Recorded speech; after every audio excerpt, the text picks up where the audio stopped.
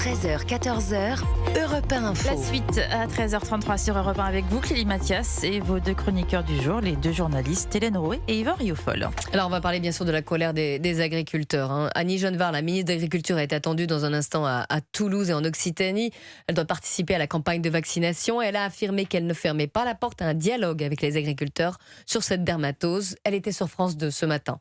Le dialogue est ouvert avec la profession. Notre responsabilité collective aux organisations syndicales, professionnelles, avec les vétérinaires, avec les scientifiques, c'est de dire ensemble, déterminons comment on lutte au mieux contre claire. Est-ce que vous pourriez suspendre cette procédure maladie. La discussion est ouverte sur ce point. Et je ne veux pas vous donner de réponse catégorique aujourd'hui parce que ce temps de dialogue, il est indispensable et il faut pouvoir y associer les professionnels. Alors, on entend depuis tout ce week-end, depuis vendredi, la colère des agriculteurs. Ça nous rappelle évidemment les images et les mots qu'on entendait en janvier 2024 au moment de la grande colère. Les agriculteurs ne se sentent pas compris. Ils disent on attend d'être reçus et surtout d'être entendus. C'est le mot qui revient, Hélène Rouet. Surtout, ce qui est consternant, c'est que 2 ans après, on en est exactement au même stade. Alors qu'à l'époque, effectivement, il y avait les grandes promesses de Gabriel Attal, qui est lui-même monté sur les rouleaux de paille pour expliquer à quel point la situation des agriculteurs lui tenait à cœur et à quel point les choses allaient bouger. On est 2 ans après, il n'y a absolument rien qu'à bouger. Comme vous le dites, il n'y a pas que la dermatose dans ce problème-là. Et la dermatose, d'ailleurs, depuis quelques jours, on peine aussi à comprendre. C'est-à-dire quelle est vraiment la solution.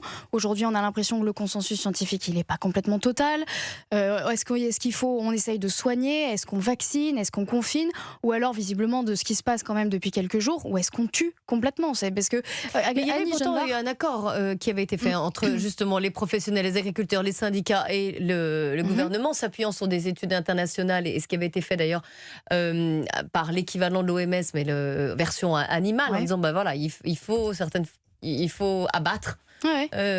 Et puis vacciner quand on le peut, mais il y a ce problème d'incubation, de durée d'incubation qui est très longue. Oui, bien sûr, c'est compliqué. Il y avait eu quelque chose, il y avait eu des réunions en amont. Il y avait eu des réunions en amont, mais en attendant, on le voit quand même que là, les agriculteurs sont des gens, je pense, c'est pas que je pense, j'en suis sûre, c'est des gens qui sont sensés.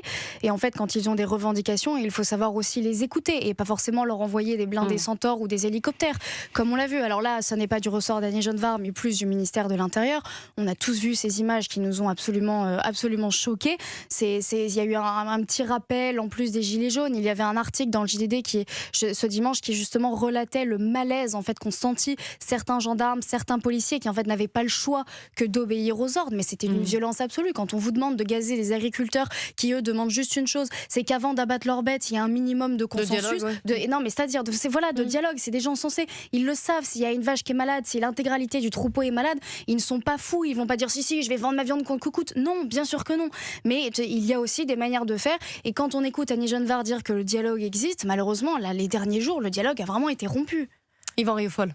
Moi, je crois que ce conflit des agriculteurs, plus généralement, pourrait devenir un conflit explosif dans la mesure où, à travers la condition des agriculteurs, se révèle également la condition de tous ces Français oubliés, dans le fond, qui ont été relégués dans l'indifférence de l'opinion, au prétexte de défendre un monde déraciné, le monde du sans-frontiériste, le monde, en effet, qui est celui qui est défendu par les élites mondialisées, appelons-les comme cela, et qui ne voient pas quelle est d'abord la douleur des agriculteurs qui n'arrivent pas à écouler leur marché parce que précisément les élites ont préféré ce monde de la libre-échange et il me semble que cette fragilité du coup de cette société oubliée peut être un révélateur, encore une étincelle en tout cas, de cette révolte populaire qui dépasserait la condition des éleveurs pour rejoindre toute cette condition des Français oubliés, dans le fond, qui, au cœur même de la démocratie, n'arrivent plus à avoir leur place. Donc c'est pour ça que je mets en garde effectivement contre les conséquences politiques. Une colère générale plutôt, contre les conséquences politiques, et d'autant que se rajoute également à cela,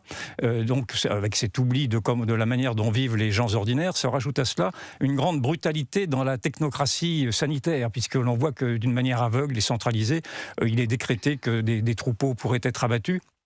sans vouloir entendre les paroles alternatives qui disent que vous avez sur place des vétérinaires qui disent qu'il est stupide d'avoir à tuer d'un seul coup 200 vaches alors qu'il n'y en a qu'une de malade. Et donc il faudrait entendre également ceci. Or, il n'y a toujours pas d'alternative. C'était comme pour le Covid où on disait qu'il n'y avait pas d'alternative, qu'il fallait confiner quoi qu'il arrive. Et là, on se rend compte que ces mêmes technocrates, même au nom d'une science qui est inhumaine, une science sans conscience, amènerait effectivement maintenant à vouloir éradiquer, à dépeupler, c'est le mot qui est employé par ceux qui réclament effectivement qui réclament l'abattage de ces vaches-là, à dépeupler ce qui est quand même malgré tout également l'environnement familier et humain de ces agriculteurs, de ces éleveurs. Et parfois le travail d'une vie entière. C'est vrai que la froideur effectivement de ces décisions est absolument dingue. Il y avait un témoignage, pardon, je prêche encore ma paroisse, dans le journal du dimanche, d'un couple d'éleveurs 22-23 ans, Flavien et Lisa, qui racontaient, eux, l'intégralité de leur troupeau a été tuée parce qu'effectivement il y a une vache qui était atteinte de la dermatose, 71 bovins qui sont disparus, et en fait ils racontent, c'est même pas tant le fond le problème, ils savaient que dans tous les cas ils n'auraient pas le choix, mais si vous voulez, ils voient arriver des personnes, ils disent, ils étaient habillés comme des cosmonautes, vous savez, avec des grandes tenues très blanches, très froides, qui font du bruit, les vaches qui évidemment ils appellent par leur prénom, et les vaches étaient très effrayées, donc eux ils ont dit non, c'est hors de question, on va continuer de s'en occuper, de les caresser pendant que ça se passe. Enfin, je veux dire, vraiment l'article est absolument déchirant, le témoignage est déchirant, et c'est pour opposer encore à cette technocratie froide. La ministre de l'Agriculture dit mais il faut en abattre quelques-unes pour sauver l'ensemble. C'est ce qu'elle dit. Quelques-unes, c'est déjà mieux que tout, quoi. Oui, c'est elle commence elle revient un petit peu en arrière, parce que jusqu'alors c'était l'abattage systématique, et là, en effet, si j'ai bien compris, alors que j'entendais encore des commentateurs dire qu'au nom de la science, il fallait écouter la science et abattre tout le monde, on se rend compte aujourd'hui qu'il y a peut-être d'autres alternatives. Donc, c'est effectivement, ça donne un peu l'état d'esprit Covid.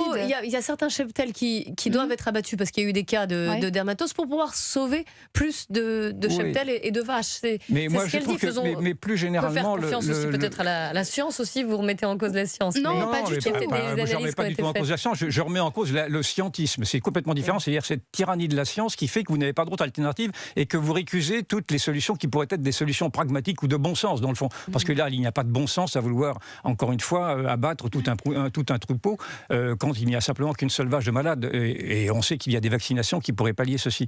Et puis plus généralement, je pense que c'est un mouvement qui parle aux gens au-delà de la condition de ces Français oubliés-là, parce que c'est également une résistance pour recouvrer ce qui nous reste de souveraineté perdue. Or, je pense que de recouvrer la souveraineté, notamment alimentaire, de la souveraineté agricole, est un mouvement qui pourrait se décliner sur toutes les autres parties de notre souveraineté qui a été maintenant, en effet... qui a été comment dirais-je laissé aux autorités notamment européennes, pardon. Non, le débat, j'ai le sentiment, c'est pas du tout être pour ou contre la science. Pour moi, ce débat n'a absolument aucun sens. En revanche, c'est un débat, oui, de bon sens, histoire d'être pragmatique, et ça donne un peu des états d'esprit. On a un peu l'impression qu'on est revenu au temps du Covid. Et vous savez, au temps du Covid, à l'époque, le gouvernement, quand on est le tout début, le gouvernement n'avait pas forcément raison. Quand il nous expliquait que les masses, ça servait strictement à rien.